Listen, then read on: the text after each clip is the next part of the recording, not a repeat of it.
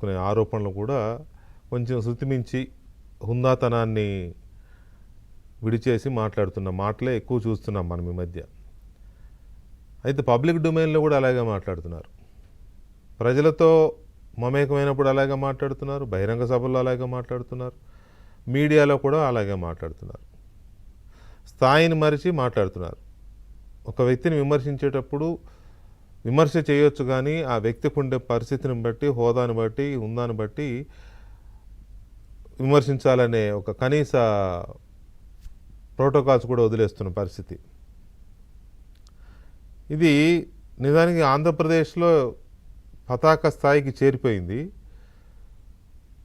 దురదృష్టవశాత్తు తెలంగాణలో కూడా చేరుతున్నట్టే అనిపిస్తోంది.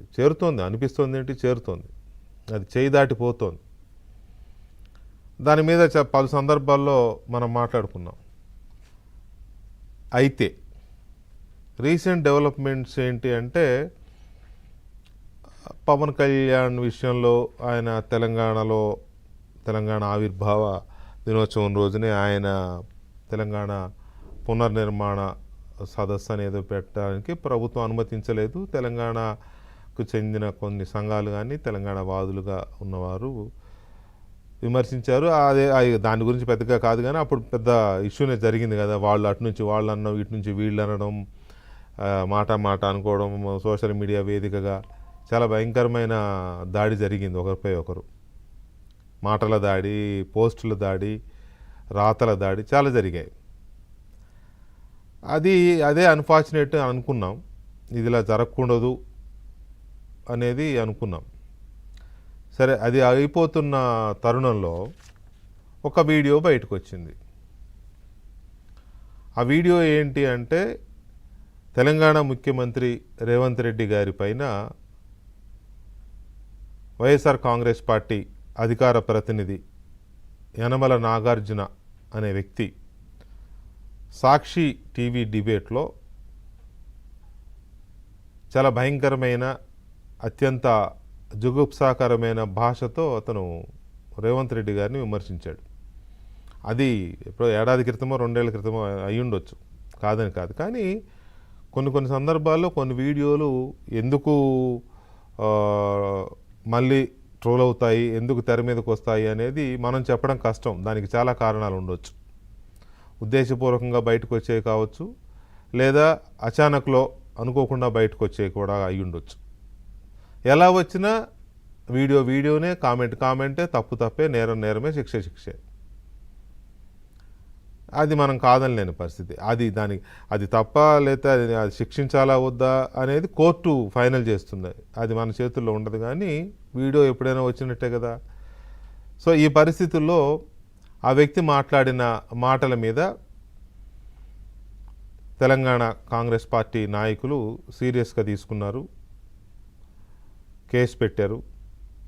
హైదరాబాద్లోనే కేసు పెట్టారు. తెలంగాణ పోలీసులు ఆంధ్ర వెళ్ళి గుంటూరు దగ్గర అక్కడెక్కడ అతను ఉంటాడు, అతన్ని అరెస్ట్ చేసి తీసుకొచ్చారు. బహుశా కోర్టులో మ్యాజిస్ట్రేట్ ముందు హాజరుపరిచినట్టున్నారు.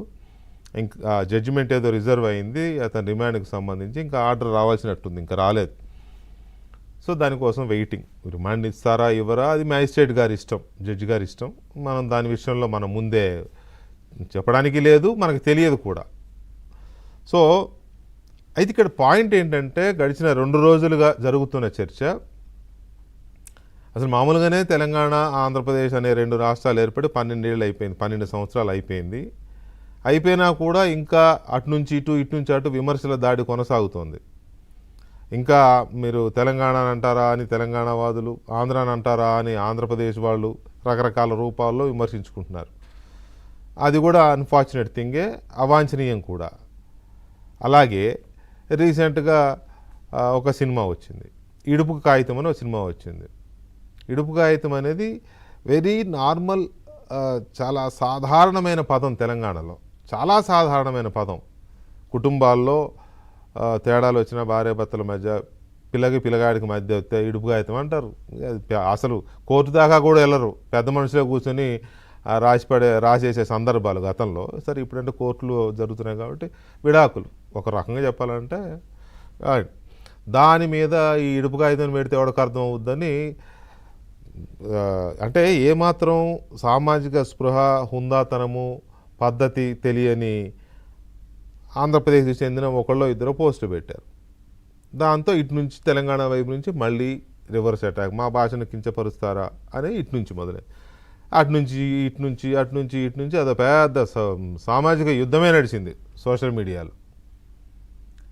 అన్నెసరీ, అసలు ఏమాత్రం అవసరం లేని ఒక పరిస్థితి. ఈ ఈ ఇలాంటి ఇది ఉన్నప్పుడు ఒక సినిమా పేరుని అన్నందుకు తెలంగాణ వాదులు చాలా సీరియస్గా రియాక్ట్ అయ్యారు. అలాగే తెలంగాణ ఆవిర్భావ దినోత్సవం రోజునే నువ్వు పునర్నిర్మాణ సదస్సు పెడతావా, నీకేం సంబంధం, నువ్వు నిర్మించేది ఏంటని రియాక్ట్ అయ్యారు. అట్లాగే అటునుంచి ఆ సినిమా పేరు మీద లేకపోతే పవన్ కళ్యాణ్ మీరు అంటున్నారని వివిధ సందర్భాల్లో వాళ్ళు రియాక్ట్ అయ్యారు. ఇదంతా చూసాం. కానీ తెలంగాణ ముఖ్యమంత్రిని, పార్టీలు పక్కన పెడదాం కాసేపు, ఏ పార్టీ అయినా ముఖ్యమంత్రే. తెలంగాణ ముఖ్యమంత్రిని నోటికొచ్చినట్టు సభ్యత సంస్కారం లేకుండా ఒక టీవీ డిబేట్లో మాట్లాడితే దాన్ని కాంగ్రెస్ పార్టీ కార్యకర్తలు కొంతమంది కేసు పెట్టారు, పోలీసులు వెళ్ళి తీసుకొచ్చారు. కానీ తెలంగాణ వాదులుగా ఉన్న వాళ్ళు ఎవరు ఎందుకు దాన్ని పట్టించుకోలేదు, దాన్ని ఎందుకు ఖండించలేదు, దానిపైన ఎందుకు స్పందించలేదు అనే చర్చ గడిచిన 2 రోజులుగా చూస్తున్నాం.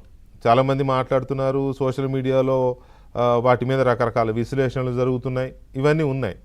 సో దాన్ని బేస్ చేసుకొని నిజమే ఇది చాలా ఇంపార్టెంట్ ఇష్యూనే, అంత తేలిక ఎలా తీసేస్తాం ముఖ్యమంత్రి మీద ఆ రకమైన దాడిని. ఇదే వ్యక్తి ఏపీ ముఖ్యమంత్రి మీద కూడా భయంకరంగా మాట్లాడాడు, ఆ వీడియోలు కూడా తిరుగుతున్నాయి ఇప్పుడు. అది ఏపీలో వాళ్ళు చూసుకుంటారు. కానీ ఇక్కడ తెలంగాణ వాదులకి ఎందుకు ఇది కనిపించలేదు, ముఖ్యమంత్రి మీద దాడిని కనీసం మాత్రం ఎందుకు ఖండించలేదు అనేది జరుగుతున్న చర్చ. ఈ అంశం మీద ముందుగా ఆ నాగార్జున యాదవ్ అనే అతను రేవంత్ రెడ్డి గారిని, అంటే నేను నిజానికి ఇది ప్లే చేయడం కాదు, ఆల్రెడీ తిరుగుతోంది, బాగానే తిరుగుతోంది, సారీ రేవంత్ రెడ్డి గారు, ఇది కేవలం ప్రజలకు తెలియడం కోసం మాత్రమే ప్లే చేయాల్సి వస్తుంది.